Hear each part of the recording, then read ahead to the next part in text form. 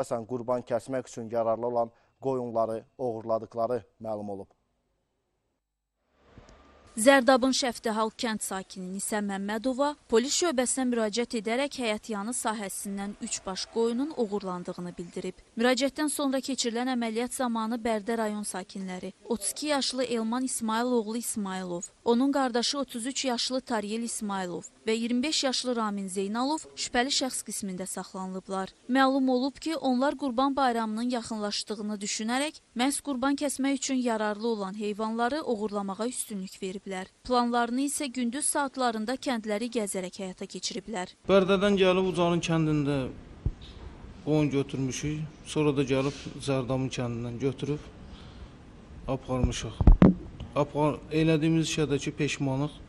Heç bir cavanlara da ki, məsləhət bilmərəm. Yaxalanan şəxslər tutduqları əməldən peşmanlıqlarını ifadə ediblər. İndi onların digər oğurluq əməllərində əllərinin olub-olmadıqları araşdırılır.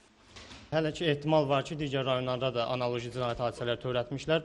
Digər rayonların ərazisində analoji cinayətlər törədib-törətməməsi ilə əlaqədar istintaq əməliyyat tədbirləri davam etdirilir.